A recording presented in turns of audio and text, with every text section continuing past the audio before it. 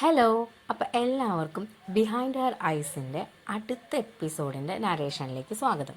അധികം വൈകാണ്ട് ഞാൻ നേരെ നരേഷനിലോട്ട് കിടക്കുകയാണ്. ആദ്യം കാണിക്കുന്നത് ലൂയിസും അടയിലും ഉറങ്ങാണ്. ലൂയിസ് പഴയ പോലെ തന്നെ അവളുടെ സുന്ദരമായിട്ടുള്ള ആ സ്വപ്നമാണ് കാണുന്നത്, കളർഫുള്ളായിട്ടുള്ള സ്വപ്നമാണ് കാണുന്നത്. എന്നാൽ അടയിലാണെങ്കിലോ ലൂയിസ് എന്ത് കാണുന്നു എന്നുള്ളതാണ് അവിടെ പോയി നോക്കിക്കൊണ്ടിരിക്കുന്നത്. അവരുടെ ലൈഫ് പഴയ പോലെ തന്നെ പോയിക്കൊണ്ടിരിക്കുകയാണ്. ഡേവിഡും അഡേലും തമ്മിൽ സംസാരിക്കുന്നില്ല. ഡേവിഡ് ആകെ ഭ്രാന്തനായിട്ട് ഇങ്ങനെ നടക്കുകയാണ്, എവിടെയൊന്നും ഇല്ലാണ്ടിരിക്കുന്നത്. ലൂയിസ് ആണെങ്കിൽ മോൻ എന്ന് വരും എന്നാലോചിച്ച് നടക്കുകയാണ്. ഇടയിലാണെങ്കിൽ ചെറുതായിട്ട് മയക്കുമരുന്നൊക്കെ യൂസ് ചെയ്യാൻ തുടങ്ങി. ഡേവിഡ് വീട്ടിൽ നിന്ന് പോയി കഴിഞ്ഞാൽ അവൾ മയക്കുമരുന്നും കുത്തിയിട്ട് വീട്ടിൽ കിടക്കലാണ് അവളുടെ പണി. അങ്ങനെ നമ്മുടെ ലൂയിസ് മോന് വേണ്ടി വെയിറ്റ് ചെയ്തിരിക്കുകയാണ്. അപ്പോൾ അന്ന് അവൻ്റെ മോൻ വീട്ടിലേക്ക് വരികയാണ്. അപ്പോൾ അവൾ ഭയങ്കര ഹാപ്പിയാണ്, കാരണം കുറേ നാളായിട്ട് മോൻ പോയിരിക്കണം. അപ്പോൾ കാണാൻ പറ്റിയതിൻ്റെ ഹാപ്പി മൂഡിലാണ് അവനും ഹാപ്പിയാണ്. അവൻ വന്നിട്ട് പറയും, എനിക്ക് ഫ്രാൻസിൽ നിന്ന് ഞാൻ അമ്മയ്ക്ക് വരുമ്പോൾ ഇത് ഈ സംഭവം കൊണ്ടുവന്നിട്ട് പറഞ്ഞിട്ട് ഒരു കീ ചെയിനിൻ്റെ മുകളിൽ ഇടുന്ന ഒരു സംഭവം കൊണ്ടു കൊടുക്കും. അവൾക്ക് ഭയങ്കര സന്തോഷവും താങ്ക് യു, ഇതിനെ ഞാൻ കുറേ മിസ് ചെയ്തു എന്നൊക്കെ പറയും. അപ്പോൾ അവളുടെ എക്സ് ഹസ്ബൻഡ് പറയുന്നത് നിനക്ക് നല്ല മാറ്റം ഉണ്ടല്ലോ എന്ന് പറയുമ്പോൾ ഞാൻ വലി നിർത്തി, ഞാൻ ജിമ്മിൽ പോകുന്നത് കുറച്ചുകൂടി ബെറ്റർ ആവുന്നുണ്ട്, നീയും ഓക്കെ അല്ലേ, നിൻ്റെ വൈഫ് ഓക്കെ അല്ലേ, ഞാൻ ഹാപ്പിയാണ് നിനക്ക് വേണ്ടിയിട്ട് എന്നൊക്കെ പറഞ്ഞ് അവർ തമ്മിൽ കോംപ്രമൈസ് ആവണ പോലൊരു സീനുണ്ട്. അതിനുശേഷം ലൂയിസും ആഡം കൂടിയിട്ട് കളിക്കുന്നുണ്ട്. അപ്പോൾ ആഡം ചോദിക്കുന്നുണ്ട് എന്തിനാ അച്ഛനെ വേണ്ടാന്ന് വെച്ചത്, അമ്മയ്ക്ക് വിഷമാണോ. അപ്പോൾ കുറേ കഴിയുമ്പോൾ ആളുകളുടെ സ്വഭാവം മാറും, അവരുടെ ഇഷ്ടങ്ങൾ കുറയും. അതിപ്പോൾ നമുക്കൊന്നും പറയാൻ പറ്റില്ല, നീ വലുതായി കഴിഞ്ഞാൽ എനിക്ക് തനിയെ മനസ്സിലാവട്ടാന്നൊക്കെ പറയും. എന്നിട്ട് വീട്ടിലിങ്ങനെ വർത്താനം പറഞ്ഞുകൊണ്ടിരിക്കണം. നേരത്തെ ഇവളുടെ ഫ്രണ്ട്, പണ്ട് തല്ലൂടി പോയിട്ടുണ്ടായിരുന്നൊരു ഫ്രണ്ടല്ല, അവൾ വീണ്ടും വരും അവളെ കാണാൻ വേണ്ടിയിട്ട്. അപ്പോൾ ഇവളിങ്ങനെ സംസാരിക്കും, ഇതുപോലെ ഉണ്ടായി, അവൻ കാരണം ഞാൻ ഫയേർഡായിപ്പോയി. അപ്പോൾ ഇവൾ പറയുന്നത് എനിക്ക് ഇപ്പോഴെങ്കിലും മനസ്സിലായില്ലേ, അതുകൊണ്ട് നീ ഇനി അവരെന്നെ കാണാൻ നിൽക്കരുത്, അവരുടെ ജീവിതത്തിൽ നീ ഇടപെടാൻ പോകണ്ട, നീ അത് വിട്ട് കളഞ്ഞേക്കെന്ന് പറയും. അപ്പോൾ ഇവൾ പറയും, ഇടയിലിന് വേറെ ആരുമില്ല, ഞാൻ മാത്രമുള്ളൂ, ഞാൻ ഹെൽപ്പ് ചെയ്യണം. അപ്പോൾ നീ എന്തിനാ അങ്ങനെ ചിന്തിക്കണേ, ഓൾറെഡി അവൾക്ക് മെൻ്റലി പ്രോബ്ലം ഉണ്ടെന്നല്ല, അപ്പോൾ ചിലപ്പോൾ ശരിക്കും അവളെ കൊണ്ട് പ്രശ്നം ഉണ്ടായതുകൊണ്ടാണെങ്കിലും നീ അത് വിട്ടു, അവസാനം നിനക്ക് വീണ്ടും വിഷമാവാൻ നിൽക്കണ്ടെന്ന് പറയും. നീ ഇവിടെ നിൽക്കണ്ട, നീ പൊക്കോ, എനിക്ക് സംസാരിക്കാനില്ല പറഞ്ഞിട്ട് കൂട്ടുകാരിനെ പറഞ്ഞയക്കുകയാണ് ചെയ്യുന്നത്. അപ്പോൾ അത് ഭയങ്കര വിഷമമാവും കൂട്ടുകാരിക്ക്. പിന്നെ ഇവൻ, അതായത് ആഡം ഫ്രാൻസിൽ നിന്ന് പോയിട്ട് വരുമ്പോൾ ഒരു കീ ചെയിനിൻ്റെ കൊളുത്താനുള്ള സംഭവം വന്നിട്ടുണ്ടല്ലോ, അത് അവളുടെ വീടിൻ്റെ കീ ചെയിനിൽ കൊളുത്താൻ നിൽക്കുമ്പോഴാവും അവളുടെ കയ്യിൽ ഓഫീസിൻ്റെ ചാവിയും കൂടി ഉള്ളത് അവൾക്ക് ശ്രദ്ധയിൽ പെടുക. അപ്പോഴാണ് അന്ന് ഇടയിൽ പറഞ്ഞിട്ടുണ്ടാവും എൻ്റെ പേരിൽ അവനൊരു ബുക്ക് വരെ ഫയൽ വരെ കീപ്പ് ചെയ്യേണ്ട എൻ്റെ മാനസിക പ്രശ്നങ്ങൾ പറഞ്ഞിട്ട്. സോ അതൊക്കെ പ്രശ്നമാണെന്ന് പറഞ്ഞത് ഓർമ്മയുണ്ട്. അപ്പോൾ ഇവൾ എന്ത് ചെയ്യും, ഇവളുടെ മോനെ നോക്കാൻ വേണ്ടി അപ്പുറത്തെ വീട്ടിലെ കുട്ടീനെ ഏൽപ്പിച്ചിട്ട് ഇവൾ നേരെ ഓഫീസിലോട്ടേക്ക് പോകും. ഓഫീസിൽ പോയിട്ട് അവൻ്റെ ഫയൽ, അവളുടെ പേരിലുള്ള ആ ഫയൽ തിരിച്ചെടുത്ത് ഇടയിലിന് കൊണ്ടുവന്ന് കൊടുത്തു കഴിഞ്ഞ് കഴിഞ്ഞാൽ അവൾക്ക് എങ്ങനെ രക്ഷപ്പെടാൻ പറ്റുമല്ലോ, അങ്ങനെയെങ്കിലും ഇവൾക്ക് ഹെൽപ്പ് ചെയ്യാൻ പറ്റുമല്ലോ എന്നുള്ളൊരു ഇതിൽ അവൾ ഓഫീസിൽ പോയിട്ട് ഇവൻ്റെ ഫയൽ എടുത്തിട്ട് നോക്കും. ഇവളുടെ ഫയൽ എടുത്തിട്ട് നോക്കുമ്പം അതിലിങ്ങനെ ചില എഴുത്തുകളിങ്ങനെ ഉണ്ടാവും. അവൾക്ക് എങ്ങനെ സകല കാര്യങ്ങളും അറിയാൻ പറ്റണു, അവൾക്ക് പുറത്തിറങ്ങിയില്ലെങ്കിൽ അവൾക്കെല്ലാം കിട്ടുന്നുണ്ട്. മാരിയാനാണെങ്കിൽ കേസൊന്നും കംപ്ലൈൻറ്റ് ചെയ്തിട്ടില്ല, അത് കാരണം ഞാൻ രക്ഷപ്പെട്ടു, അങ്ങനെയുള്ള കുറേ നോട്ട്സുകളും കാര്യങ്ങളൊക്കെ ഉണ്ട്. അപ്പോൾ അവൾ ആ നോട്ട്സൊക്കെ എടുത്ത് കൊണ്ടുവന്നിട്ട് ഇടയിലിന് കൊടുത്തു കൊടുക്കും. അപ്പോൾ അവൾ പറയും, നീ എനിക്ക് വേണ്ടി ഇങ്ങനെ ചെയ്തു, ഭയങ്കര സന്തോഷമാണ്, താങ്ക് യു എന്നൊക്കെ പറയും. അപ്പോൾ അവൾ പറയും, ഇനിയെങ്കിലും നീ സ്ട്രിക്റ്റായിട്ടൊരു ഇതെടുത്തിട്ട് മാറണം. പിന്നെ ഇതിൽ റോബിനെ പറ്റിയിട്ടൊക്കെ പറയുന്നുണ്ട് എന്ന് പറയാം. എനിക്കറിയാം റോബിൻ്റെ കാര്യങ്ങളെ പറ്റിയിട്ട് പറയുന്നതൊക്കെ എനിക്കറിയാം. അതുപോലെ ഇതിൽ പോലീസ് കേസിൻ്റെ കാര്യമൊക്കെ പറയണല്ലോ, അതെന്താ വെച്ചൊക്കെ പറയും, മാരിയാനായിട്ടുള്ളൊരു ബന്ധം ഉണ്ടായിരുന്നു എന്ന് പറഞ്ഞല്ലോ, അപ്പം ഞാനത് ചോദിക്കാൻ ചെന്നിട്ടുണ്ടായിരുന്നു, അതിൻ്റെ പേരിൽ വലിയ ഇഷ്യൂ ആയിരിക്കും, അതാണ്, അപ്പോൾ അതൊക്കെ എനിക്ക് പ്രശ്നമായതുകൊണ്ടാണെന്ന് പറയും. നീ എൻ്റെ കൂടെ വായി, ഞാൻ നിനക്കൊരു സംഭവം കാണിച്ചു തരാമെന്ന് പറഞ്ഞിട്ട് ആ വരച്ച് വെച്ചിട്ടുള്ള അവളുടെ കാർഡ് വീടിൻ്റെ അടുത്തുള്ള സ്ഥലം വരെ അത് കൊണ്ടുപോയി കാണിച്ചു കൊടുക്കും. എന്നിട്ട് അവൾ പറയും, ഇത് ഈ എസ്റ്റേറ്റിലേക്ക് ഞാൻ തിരിച്ചു പോകാനോ ഒന്നിനും അനുവദിക്കണില്ല, അത് വിൽക്കാനോ ഒന്നിനും അനുവദിക്കണില്ല.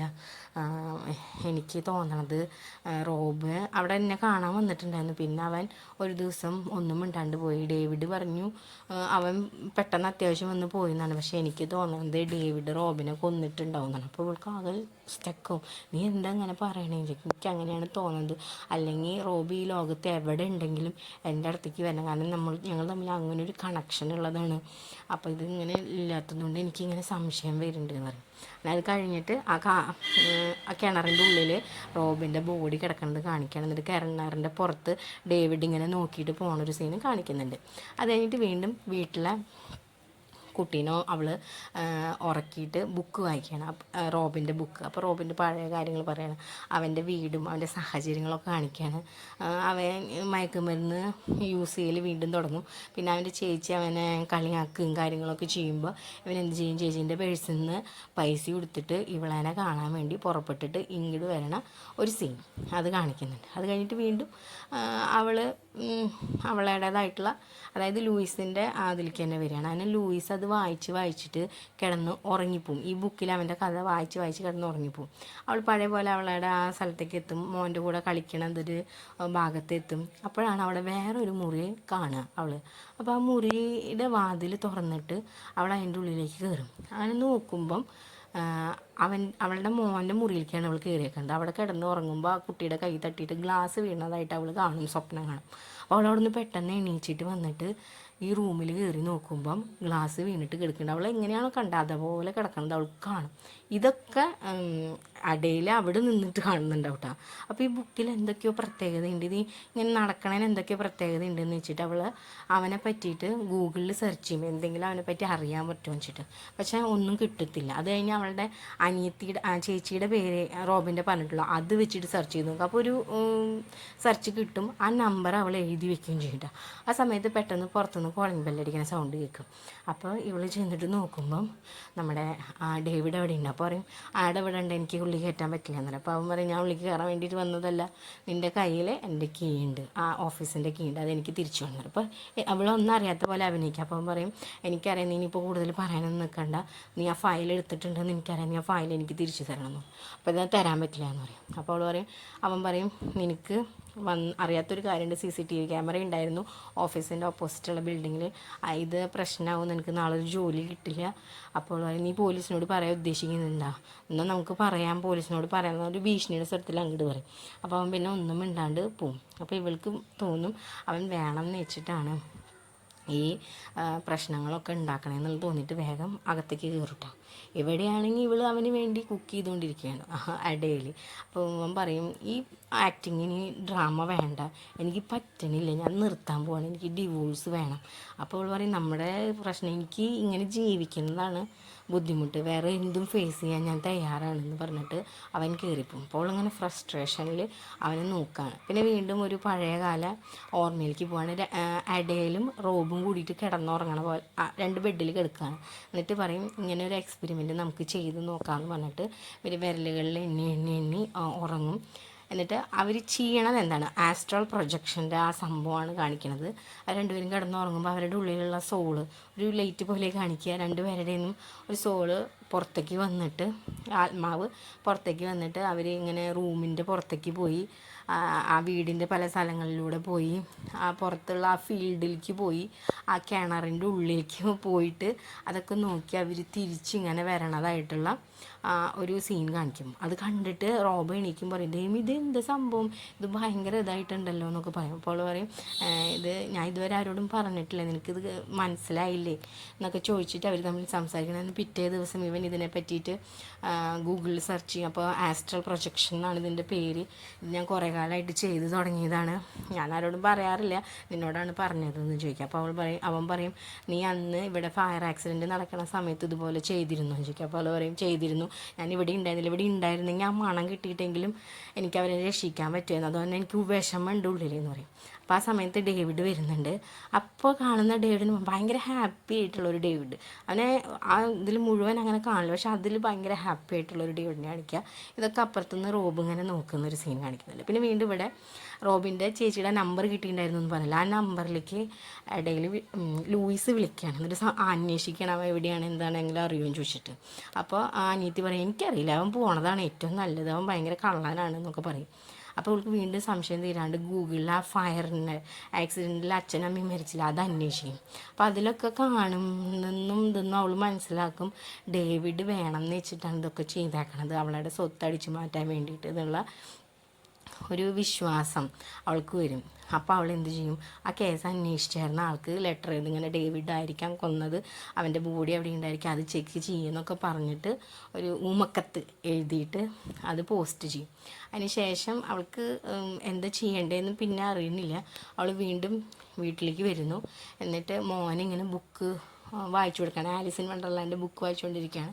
അതിൻ്റെ ഇടയിൽ അവൾ അറിയാണ്ട് ഉറങ്ങി വീഴും. ദെൻ അവൾ വീണ്ടും അവളുടെ സ്വപ്നത്തിൻ്റെ ഉള്ളിലുള്ള ഒരു വാതിലിൻ്റെ അവിടെ എത്തും. ആ വാതിൽ തുറന്ന് അവൾ പുറത്തേക്ക് പോകുമ്പോൾ അവൾ പോകുന്നത് അവളുടെ തൊട്ടപ്പുറത്തെ വീട്ടിലുള്ള ആ കുട്ടീനെ നോക്കാൻ വേണ്ടിയിട്ട് ഒരു കൂട്ടുകാരിനെ വിളിച്ചു എന്നല്ല, ആ വീട്ടിലേക്ക് പോവാം. അവിടെ ചെല്ലുമ്പോൾ ആ സ്വപ്നത്തിൽ അവൾ കാണുന്ന ഒരു TV പ്രോഗ്രാം കണ്ടുകൊണ്ടിരിക്കണം. അവൾ എന്താണ് കഴിക്കണത് ഇതൊക്കെ ഇങ്ങനെ കാണണം.